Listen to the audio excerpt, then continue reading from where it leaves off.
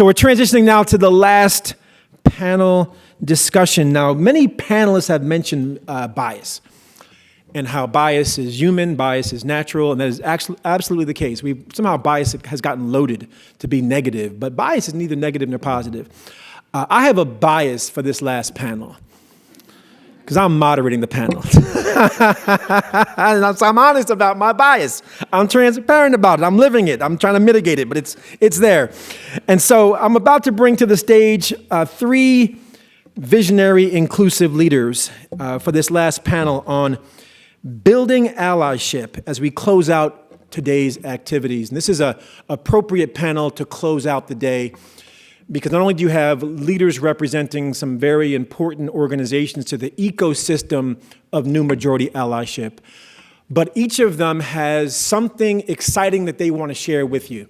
Some initiative that is either being announced or is being shepherded or is growing in this overarching space of allyship and other related spaces. And so I invite you as we close out the day to sit at the edge of your seats as you begin to receive these panelists and hear from each of them for how they will be sharing with you what is exciting within their organizations. Now, I'm going to ask them to come forward as I announce their names and their organizational affiliations, and I'll set the stage for the panel as I transition over. First, I'd like to bring forward Ying McGuire, who is the CEO and the president of the National Minority Supplier Development Council. I'd like to bring forward Norman Chen, who is the CEO of the Asian American Foundation. My microphone, there we go. All right, so we're going to break this panel down into three segments. Segment one will be the opportunity for our panelists to introduce themselves and to share their exciting news, as I've termed it. I don't want to set the bar too high, but I think it's exciting. You'll hopefully join in with me. Second segment, we're going to look a bit retrospectively at what we've seen since 2020. We know 2020 and for that matter 2021 and for that matter 2022 have been watershed years in our lifetimes. We want to look retrospectively at what are some of the systemic challenges that we still need to be addressing. And then third, on the appropriate note that we should close on, I'll ask the panel to weigh in on what else do we need to be doing to be collaborating as the new majority. So I'll begin to my left, your right, with Norman for his opening remarks, to introduce himself and to also share some really exciting news. Norman, you're first up. Thanks, Randall, and thank you, John, for inviting us here.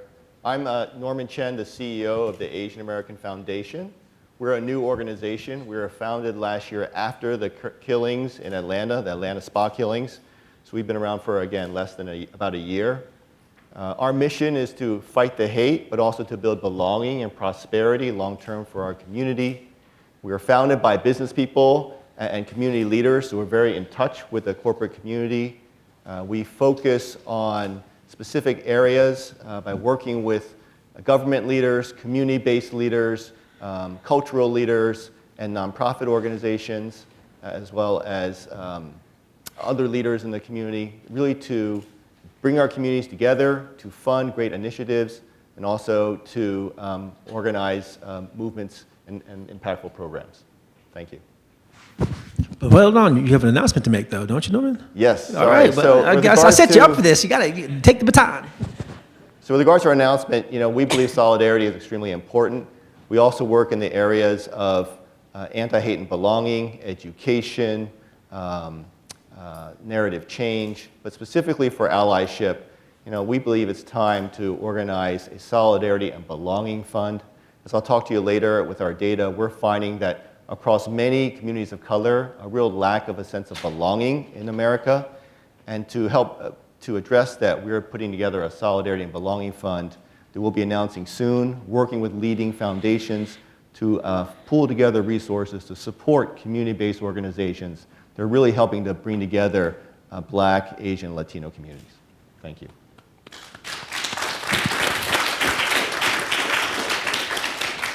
Ying. Well, thank you, Randall. Such an honor to share the stage with these amazing leaders. Good afternoon. Are you all awake? Good afternoon. Okay, you're awake. Well, first, let's get to know each other. I'm going to share with you my journey and how I got to the stage today, and you're going to be here for all day to listen to this story.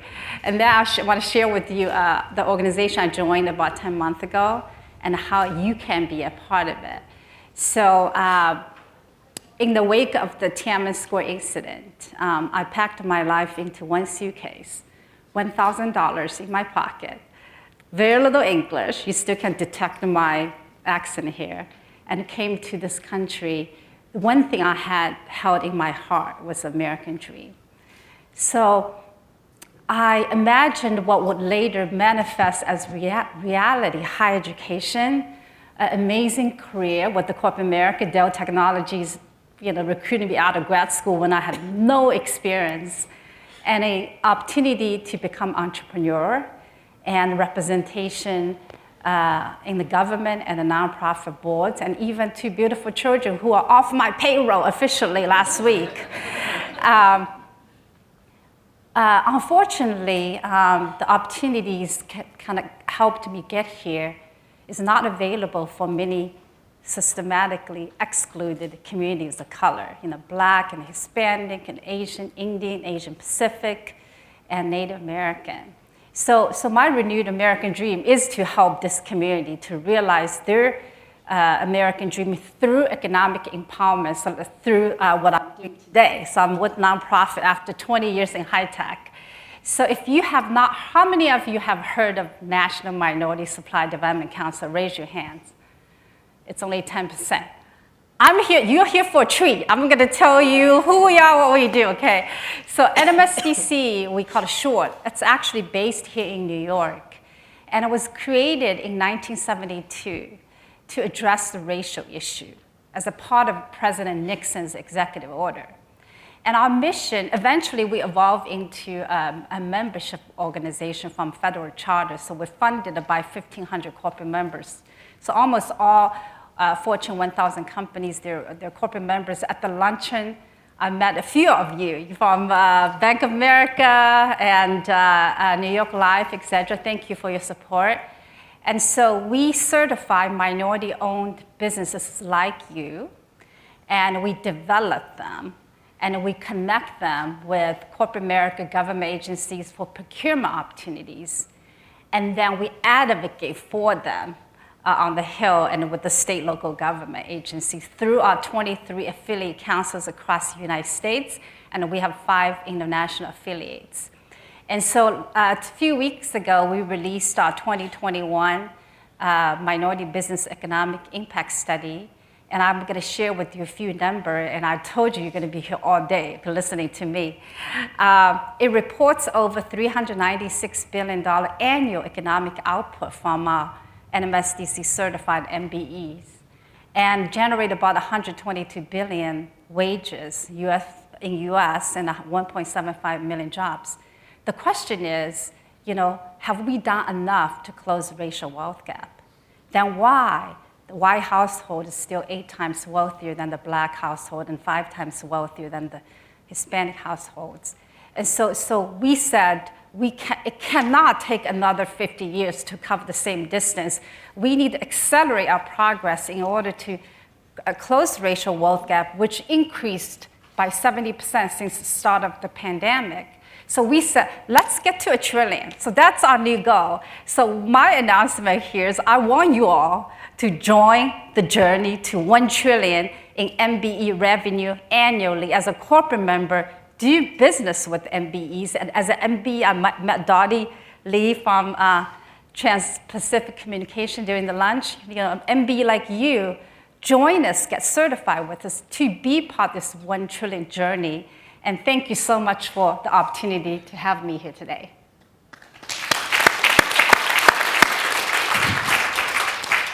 EJ. Thank you, Randall. Hello, everyone. We're almost at the final stretch. I'm excited to be here today. Again, my name's Ethel Dickerson. I am a director at PwC, but I am also the strategy and operations leader for CEO Action for Diversity and Inclusion. I've been in this role, I've been with PwC for over 18 years, but I've been in this role just since January and was so excited about this opportunity. So just to give you a little bit of background about CEO Action. CEO Action was founded in 2017. Tim Ryan, PwC's US chairman, was just appointed chairman in 2017. And if you think back to that time frame, that was on the heels of some police shootings of unarmed black men in this country. So Tim was called to action, right, by a lot of our staff at PwC.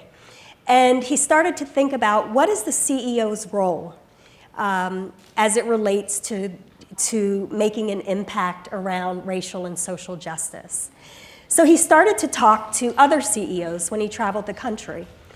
He started to talk to some of our peers, some of our clients, and colleagues in the corporate world. And he started to ask them questions. What is the CEO's role? He took this very seriously.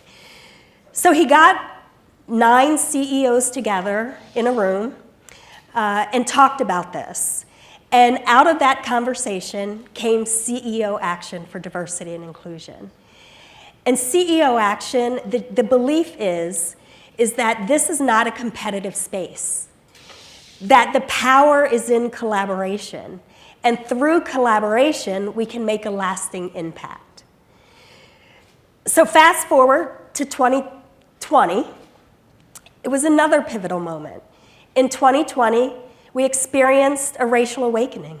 We experienced, unfortunately, the murder of George Floyd. And it started to shift perspectives and mindsets and get people really thinking about racial and social justice in this country. So in addition to CEO Action for Diversity and Inclusion, we started CEO Action for Racial Equity.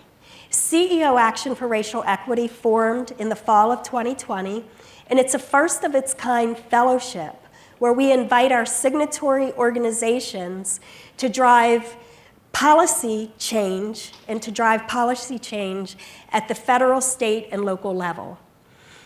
We bring together our signatory organizations who want to give fellows to do this, to make a lasting impact. So that's 2020. Fast forward to 2022. We've now grown to over 2,200 signatories. Over 2,200 CEOs have now signed this pledge. Yeah. That says something. You know, when you think about this country, it's interesting because corporate America has now become trusted institutions around driving racial and social impact. And we rose to that challenge, right? And you know, now that we're over 2,200 signatories, we're looking for different ways and opportunities to be able to provide resources to bring those signatories together in meaningful ways to drive impact. And the announcement that I wanted to make was I'm very excited. John Wang actually came, thank you for this, this was a great idea. As one of our signatories came to the coalition and said, we need to do something around allyship. So within CEO Action, part of what we do is, you know, we're here for our signatories, right? So we have signatory-led communities. And we ask that our signatories bring to us ideas. We can't come up with everything, right? So this idea of allyship, we are launching in collaboration with John Wang in the group here. We are launching a signatory-led community focused on allyship. So more to come around that. There are some of our signatories here today. We are really hoping that you engage in the allyship, what we call it SLC, signatory-led community. And if you aren't a signatory yet and you're interested in getting your CEO to engage, there's opportunity there. There's no financial commitment. There are 4 pledges that we ask that your CEO commits to. And we work with you and have resources available to you to be able to drive those commitments.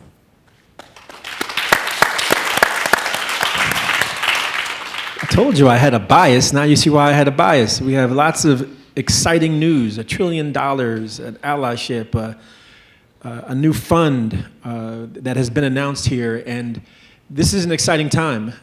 It's also a challenging time, but in the midst of the challenge is opportunity, and these organizations are really leading the way. I want to pivot now to part 2 of our conversation. We often talk about the 4 dimensions of racism.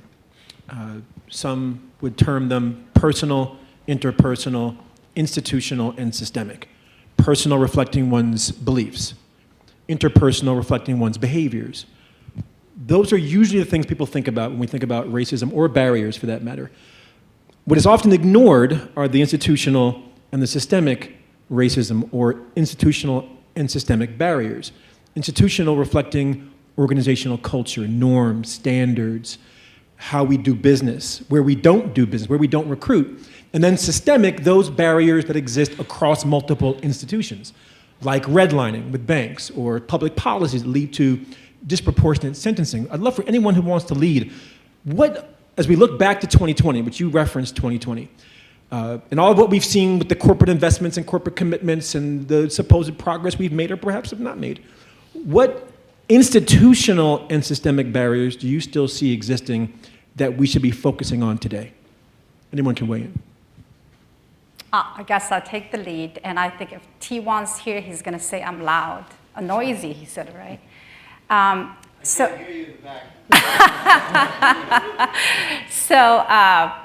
we focus on procurement economy. We focus on how much spend from the private sector and the public sector went to minority-owned businesses.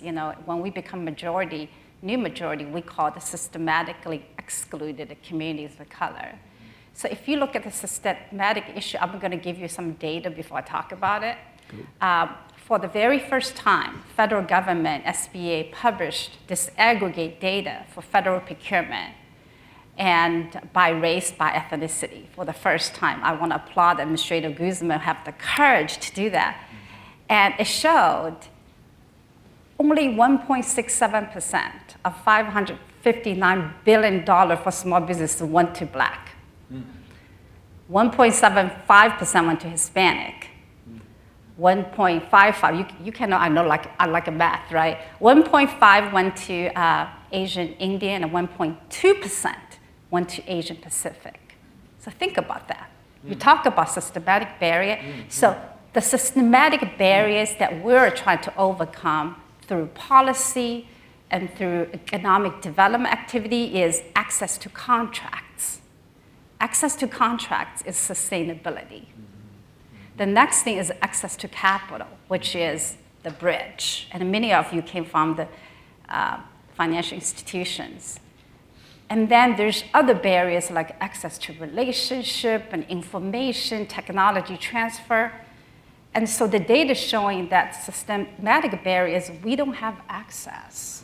So we must work with the federal government, state, local government, our corporations to work through these barriers. So that's something I want to share with you. And all of you, what we know, we know we can make the change, right? All of you hold a key to eliminate or to reduce systematic barrier. I had a lunch with a few of you, and one person was with New York Life and vice president of marketing. Like when you buy media, and when you buy printing services, when you buy paper and pencil, buy from systematically excluded community colors. So all of you can make a difference to eliminate that barriers. Excellent.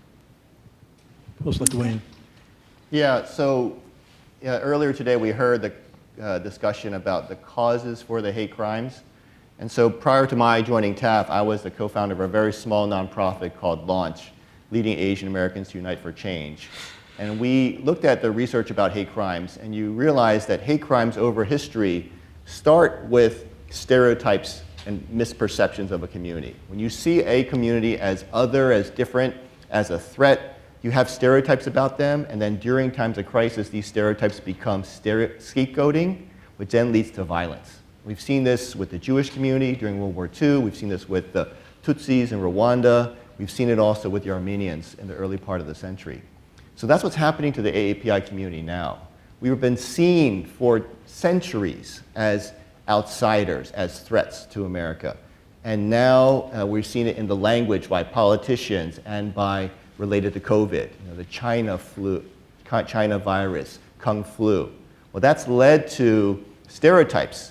Our data this year shows in our survey that more Americans believe that Asian Americans are somewhat responsible for COVID than last year. So even though COVID is waning, more people think Asian Americans are to blame for COVID.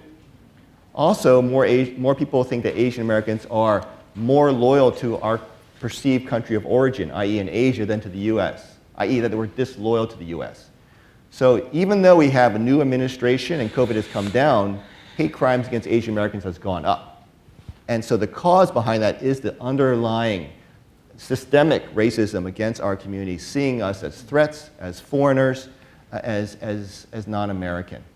And so if we really want to address these issues, we need to go to the core of these perceptions, these stereotypes in the media, in how we're being represented in Hollywood, to change the perception so that we can be seen as more American, not as threats. And what we've also found in our data is that we asked the question, how much do you, these are over 5,000 people around the country, how much do you truly believe you belong in America? We asked this of all racial groups. The racial group that least likely feel that we truly belong, again, are Asian Americans. But the second group are Black Americans, very, very similar levels. Only about 30% of Black Americans and Asian Americans truly believe that we belong and are accepted in America. Latinos are not far behind. So the issue of belonging and acceptance applies to all communities of color, and it really is another area that we need to work on, and therefore really cause for action for allyship, as we're talking about here today. So these are issues that are reflected in our history, in the underlying perceptions of Asian Americans that have led to this systemic racism. I want to add to what you just said, Norman, around people's perceptions. And I think one of the engines that really add fuel to the fire right now that we don't focus on so much is social media. And when you think about the confirmation bias, social media fuels that. The Google search engine fuels that, right? Because you get ads, you get links, everything is based on. Sometimes I think it hears me having conversations in my house. It's a little scary because I get an ad about, a cheeseburger, and I was honestly just thinking about a cheeseburger. But all of that to say, social media is a blessing and a curse. And, that's people too controlling that. So it's people putting their opinions, their thoughts, their beliefs onto platforms that sometimes is based off of absolutely nothing. And it's fueling people's perceptions of certain groups. And social media to me is so much, I don't want to say more powerful than television, but it is. When you look at the generation, the next generation, my niece, my nephews, they don't look at television. They go to social media for everything. So we cannot underestimate the power of social media. Great commentary. So Ying, you've talked about systematically excluded communities and the importance of procurement and government procurement, corporate procurement as a remedy or a way. And this audience can play a role in that regard. Norman, you've talked about what I would call this othering, and how that can lead to stereotypes, how those stereotypes can produce hate, and how we've got to really challenge how we contextualize how we're represented. That when we say things like Kung flu, that has implications for real people and real behaviors that can cause real harm. EJ, your comments about social media, and I would encourage those who haven't seen the social dilemma. Yes. You've seen that. Yes. I went right there when you said social media. We're there. If you haven't seen the social dilemma, add that to your streaming video bucket list, but put it at the front of the list, not the end. It's scary. It is scary, but I made my children watch it. Yeah. because I wanted them to be aware of this phenomenon of living in this echo chamber. So before I pivot to solutions, I do want you all to weigh in on what has been a clearly recurring theme throughout the day, which is that we do tend to find ourselves around people like us. Mm-hmm. And that's not necessarily wrong. It's a natural human proclivity, but the problem is when you're less likely to be around people who are not like you. So before we talk solutions, could you both, or all three of you rather, weigh in on, as you've talked about these systematic issues, how and what can folks in this audience do, or what have you done in your individual walks to be the bridges that John and others have talked about? So please, anyone weigh in on how to be the bridge to communities not of the like-minded? That's a great question. So I'm going to talk about NMSDC first. So NMSDC is an organization that created that bridge, you know. So I'm the first AAPI CEO, and I walked into an organization that has 90% that national office Black American. But they embraced me as the first AAPI CEO. And so this organization, we include Black American, Hispanic American, Asian Pacific, Asian Indian, and Native American, all as a group that we need to work with each other, lift each other up. And, you know, we talked about in our prep call, you know, if you go alone, if you want to go fast, you go alone. If you want to go far, you go together. So the NMSDC is really a good example of how we are just really, it's allyship, working together to lift each other up. And I was reflecting what Ann Chow said earlier. It's like, you know, not two people are the same. So the key at the individual level is to reach out to understand other people's perspective, right? And so if we do that at the individual level, you'll come to a mutual understanding. At the end of the day, you know, what we're doing at NMSDC to lift the communities of color, we tell the mainstream society it actually benefit the whole country, because think about it, 40% of population, if they don't have equal opportunity to participate in the economy, and when we become new majority, if they don't have the equal opportunity to participate in the economy, guess what? How you can compete with China, 1.6 billion people? How are you going to compete with India, 1 billion people? So the message is, Ann said, collaborative. It's good for everybody. Growth for us. It's a growth for all. So that's kind of your approach and message we need to use in order to eliminate barrier and build the collaboration allyship. I love it. I love it. Others? I'm going to answer it more on a personal level. So I thought about what Ann said as well around not assuming malicious intent. And from a personal perspective, depending on, honestly, how I wear my hair on any given day, people don't know how I self-identify. So I identify as a Black female. I'm in a room, I've been in rooms throughout my life and throughout my career where people assumed that I identified as a white woman. That's deep. Yeah. So I heard things that people probably would not have said had they known how I self-identified. So when you talk about building bridges, I use those opportunities throughout my life to educate and to help build an understanding. I've been on the receiving end of so many microaggressions my entire life, from as long as I can remember.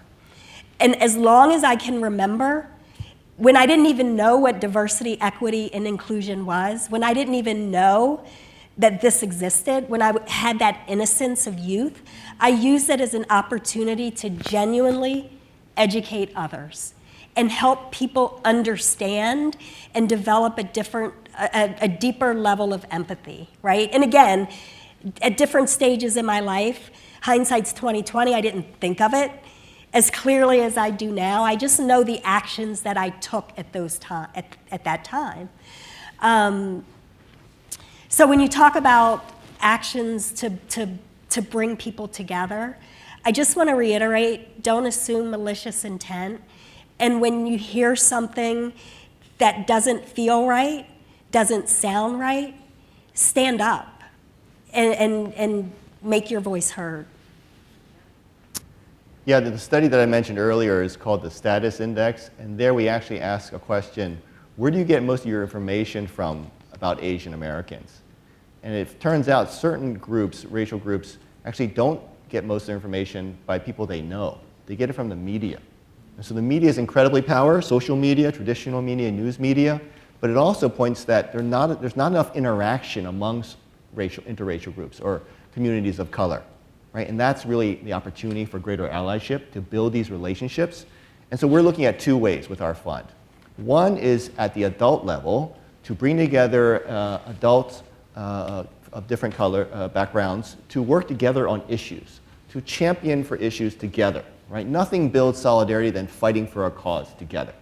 All right? And so that we believe is really, really powerful. It can be a policy. It can be a new community initiative, something to bring together Black, Latino, Asian adults to work on areas of common interest. That is a powerful way to build relationships and bond.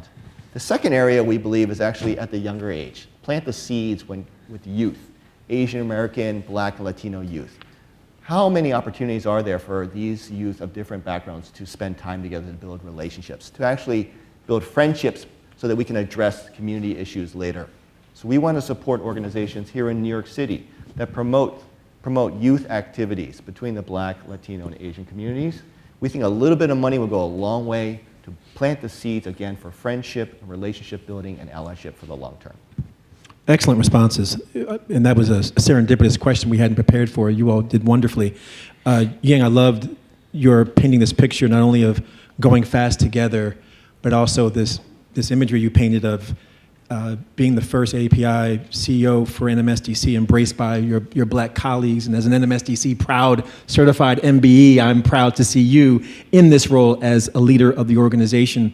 EJ, this not assuming malicious intent and educating others in the moments that matter, those which can be fleeting moments, which we can often allow to pass, to say, oh, it's not worth stirring things up, but those are the moments that really can make a difference. And I'm channeling you in that moment. And Norman, I love your 2 points about planting seeds with youth, and I'm going to quote you: "Nothing builds solidarity than fighting for a cause together." And I would echo that.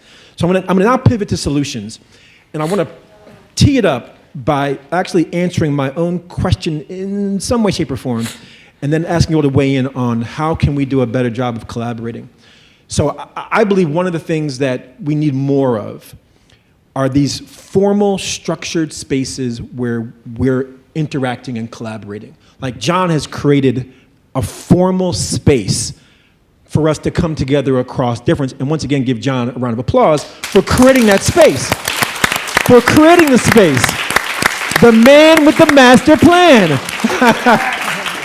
So you all may be aware that in 1990, the journalists of color tried to do exactly that. The journalists of color came together in 1990, the Asian American Journalists Association, the National Association of Black Journalists, the Native American Journalists Association, and the National Association of Hispanic Journalists, all came together under one umbrella called Unity.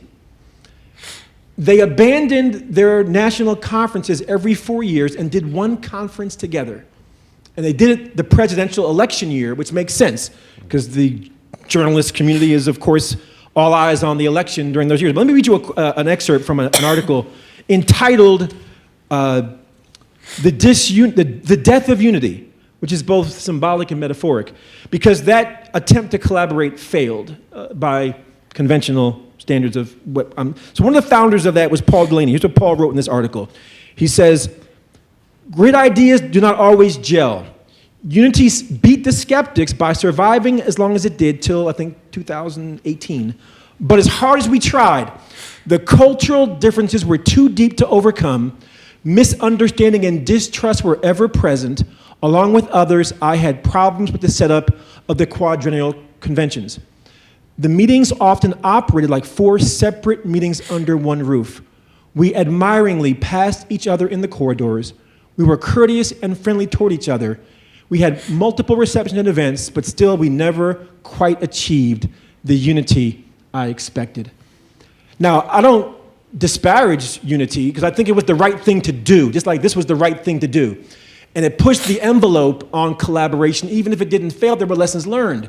So if I'm offering up an example called The Death of Unity, that's a powerful title to an article, I want to inspire this audience with what are ways we can think about finding solidarity in unity. And so I'll open the floor again for you all to weigh in. What have you seen or what are you doing that can be an example for us as we close out today of how to find the desperate solidarity that we need more of? Excuse me. I would say, I want to start out by saying this, because I think about the terms diversity, inclusion, and belonging, right? And I want to do this because I think it lends to what you said. When I think about diversity, and this wasn't something that I came up with, I got it from someone else, nothing is ever new. But diversity is being asked to the dance, being invited. Inclusion is being asked to dance. And belonging is having your favorite song played, right? So when I think about building that unity, I think about that belonging piece and bringing together people in a way where everyone feels like their favorite music is playing, right? In a genuine way. And it's through the power of a lot of these organizations that are focused on whether it's Black, Latinx, Asian American, bringing them together collectively in a meaningful way where all of these different groups feel like their favorite music is being played.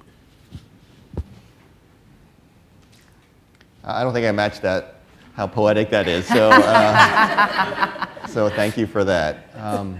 I'm really hopeful, ultimately, despite all the challenges we face, in terms of the future. And I look at it generationally. My parents' generation came over from China, and they still largely socialize with people who speak Chinese, similar kind of ethnic backgrounds. I'm sure people would resonate with that. In my generation, we actually have a much greater mix, right? And we are seeing that kind of diversity in our generation. But still, a lot of my friends are Asian American.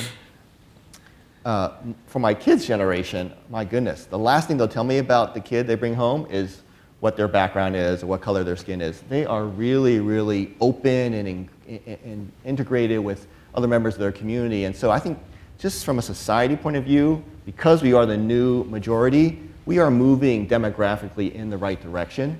And so instead of people coming from different perspectives and trying to find these fleeting areas of overlap, we are coming from many of the same backgrounds and experiences. And so I feel that we have much more in common, much more of a shared vision. I just feel like we need to continue to build opportunities for these organizations to work together. We work with 70 corporate partners in the Asian American Foundation, and so we have the opportunity to work with our partners to talk to them about their initiatives in DEI and see how we can support them, how we can share best practices. Belonging is critical in the community, but also very important in businesses, right? There is data that clearly shows when employees feel like they truly belong, they're hearing their music, they are much more productive for the company. So it's a win-win for sure. And so how can we bring together these different types of people in corporate setting, in societal setting, young and old?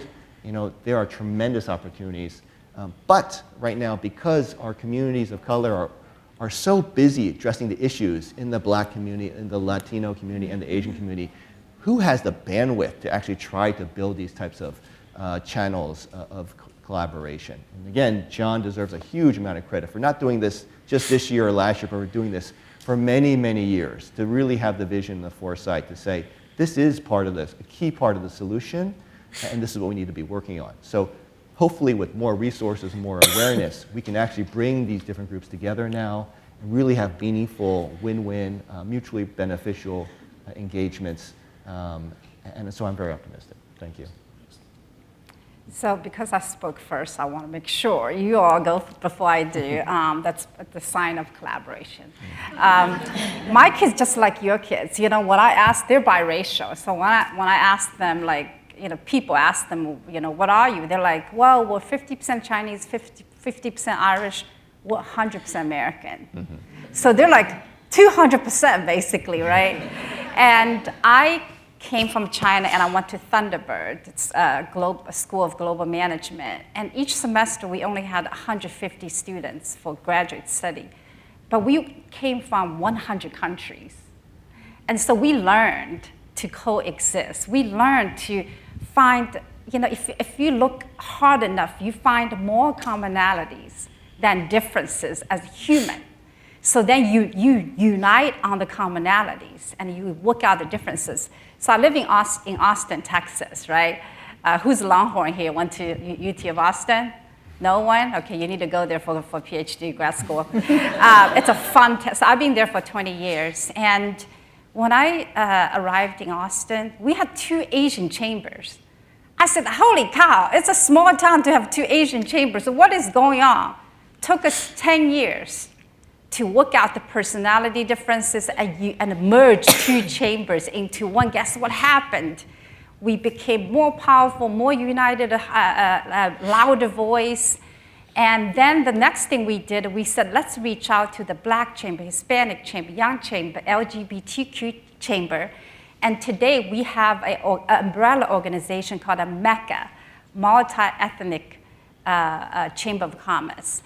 And we together work with the city for funding, for advocacy work, for job fair, and our influence collectively is much, much greater than us work as individually. So there's like a real example. It is about looking for commonality, unite around the commonality, and work out differences. Just 3 weeks ago, Randal, you were part of it, we launched the inaugural Minority Business Economic Forum, and we brought together, Black American, Hispanic, and Asian Indian, Asian Pacific, and Native American all together. And then we brought together leaders in policies, in community, in academic world, in business, really come together to calibrate the minority business narrative in America's economy, because we believe when we work together, we're stronger. And thank you, John, for providing this forum to give us the opportunity. And it's really start from you. So I'm going to take a responsibility. I'm going to, meet with Norman for coffee later, really figure out how we can practically collaborate. And I already talked to you, next time I come to DC, we're going to do lunch together and to figure out, how we can work together. And so it really starts from you. I really ask you to, figure out what are the actions you are going to take after you walk out of here to really reach across and to someone you never got along, but it's very important to the community, to your life, and have that crucial conversation and build allyship through commonalities, okay? Thank you so much. Awesome. So this is the last panel. I'll give each of you a final word that you'd like to leave as parting advice, parting reflections, parting words for this esteemed audience. We'll start with Norman, and we'll work our way across. Norman. Oftentimes when we speak, people ask, what can I do? I'm fired up, I want to get engaged, what can I do? And I usually summarize in 3 ways. Educate, activate, and elevate. So first of all, there's so much to learn in any one of our communities, let alone all of our communities. And so number 1 is educate. Learn more about your community, learn more about the history, learn more about other communities of color, so you can see how the shared experiences exist and how we can work together. And there are several books that we can recommend to you about Asian American history. I find it fascinating. Unfortunately, when I was going to school, we didn't have Asian American history classes like some kids do now. And so there's so much that I'm still learning about our community, let alone the Black community or Latino community. Number 2 is in terms of activate. Everyone, to Ying's point, has something to give here, right? It's the classic time, treasure, talent. What do you want to do to really, really help our communities? So think about, do you have unique skills? Do you have unique networks? Are you good at social media? Are you good at website development? Are you good at networking? Are you good at fundraising? Or do you have financial resources to support communities, right? Or do you want to volunteer and spend time in these organizations? If you're really serious about it, there's some way that you can provide that's unique to you and unique to your skill set. Thirdly, then, elevate is through your skills, through your passion, through your knowledge, then raise up not only your community but other communities. Actually have an impact. And that's what we're all trying to do. The reason we do what we do is to really try to give back to our communities, to build a better future for our children. And so I invite you to work together with us on elevating not just our community but all communities.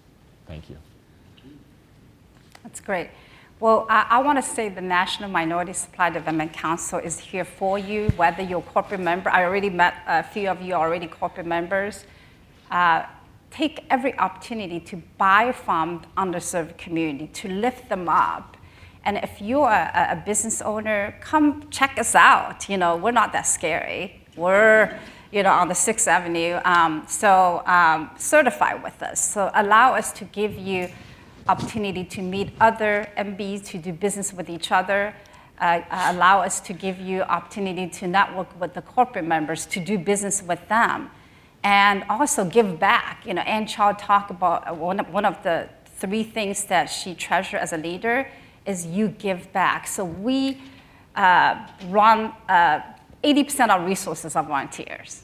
And so if you want to volunteer, give back, reach out to us. We would love to work with you, collaborate with you, and to lift the underserved communities, the systematically excluded community of color, and to because growth for us is growth for all. And I really appreciate the time to network with you after this. Thank you so much. And one thing I suggest as a closure is we should do a group selfie. And with them in the background, okay? So we'll close with that, okay? I love it. I mentioned earlier that in 2020, there was a racial and social awakening. And Americans, whether it's human nature, we have short attention spans. And it's kind of fizzling out a little bit. You don't see it on social media as much. The hashtags aren't there. It's not on the news as much. What I want to challenge everyone to do is stay focused, stay vigilant, and stay true to what's important to you, because there's still a lot more work to do. And again, there's a power in doing it together. All right. So to close out this panel and then close out the day, we've heard and seen a number of examples of how this new majority allyship can manifest. We heard about the $1 trillion aspiration for NMSDC, which is bringing together the new majority to build economic wherewithal, to build wealth. We heard about the Solidarity Fund, which Norman announced, which is looking to really invest resources into these critical issues. We heard from EJ about both CEO Action for Diversity and Inclusion and also for Racial Equity, which has 2,200 signatories, Yep. if I got my number right, Yep. that are all banding together around this pledge and now creating an allyship signatory-led community in partnership with AABDC. And we heard earlier from Frankie and Joanne about being sibling organizations. We heard from Ann Chow about how AT&T's ERGs, she encouraged them to come together for a single event that now sells out. She talked about bringing women of color leaders together at AT&T. And we've seen this forum here this day, year after year, setting an example for what is possible when we come together under one umbrella. So to summarize the sage wisdom of our panel, Ying's words that resonated with me was unite on commonality, and it starts with you. Norman's words that resonated with me was nothing builds solidarity more than fighting for a cause together, and educate, activate, and elevate. I'm a big fan of alliteration. And then lastly, EJ said, stay focused, stay vigilant, and stay true. I wrote it fast, so I can't read my own handwriting, EJ. Stay focused, stay vigilant, and stay true. and she talked about standing up, and that's exactly what we're going to do as a group. We're going to stand up and take a selfie. Here we go. Smile, because we can see you, okay? Here we go. Do you have everybody in the background? I got as much as I can get with this. I got a long arm. Here we go on 3. 1, 2, 3. One more. 1, 2, 3. All right, give this panel a round of applause. Give them a round of applause. You all can take your seats.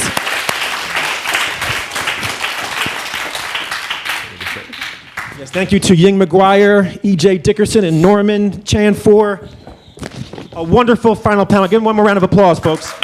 Now to close this out, let me just offer some closing remarks and give you your marching orders to send you on your way. We have a special treat to close out the day as well, so just stay tuned for that. So we've had, I think, a really powerful day of events. Do you agree?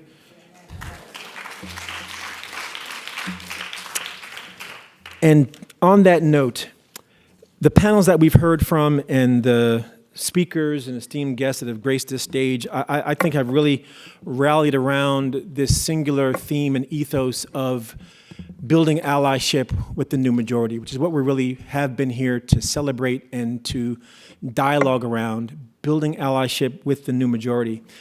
I don't think I'm being too grandiose in closing out today's events to say that when I look back over the last 2.5 years, when I think about George Floyd's murder, when I think about the violence against the AAPI community and AAPI hate, when I think about the mass shootings that we've witnessed in recent days and months and years, and when I think even about the siege on the U.S. Capitol, I don't think I'm being too grandiose in saying that this is the Rosa Parks moment of our generation.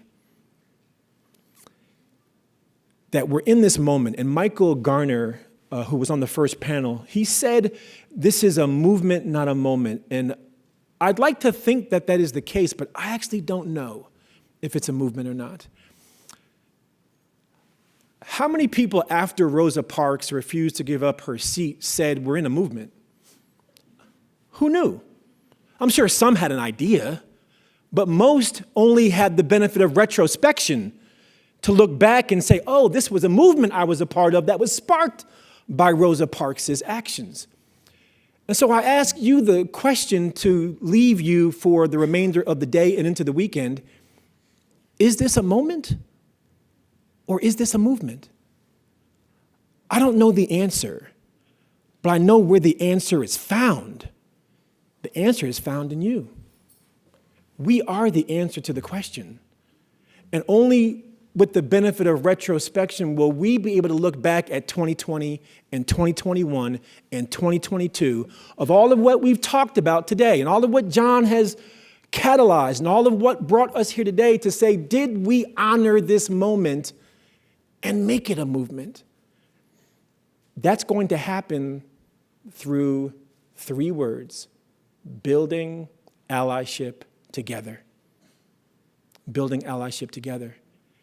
And I'm going to close out on this famous, I don't know if it's a poem or if it's a writing or a reflection, but when you hear it, you'll recognize it. But it speaks to what John's vision has always been. First, they came for the communists, and I didn't speak out because I wasn't a communist. Then they came for the socialists. I didn't speak out because I wasn't a socialist. Then they came for the trade unionists, and I didn't speak out because I was not a trade unionist. And then they came for the Jews, and I didn't speak out because I wasn't a Jew. And then they came for me, and there was no one left to speak for me.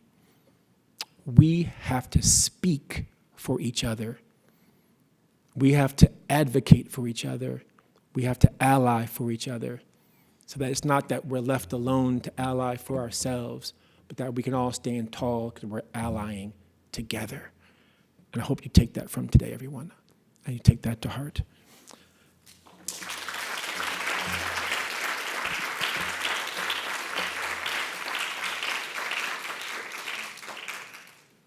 So let me remind you that there is a survey that we encourage you to take. We invite your feedback. It was mentioned in the opening remarks that this event every year builds upon prior years. And it's only through your feedback that we can make this event better and expand it because it is so vitally important. So please scan the QR code on the screen, scan the QR code in your program, and give us the feedback that we invite for future AABR events to make them most relevant to you. Please give a round of applause to all of our presenters and our sponsors and all the organizers of this event. Please give them a round of applause for all the efforts that went into today.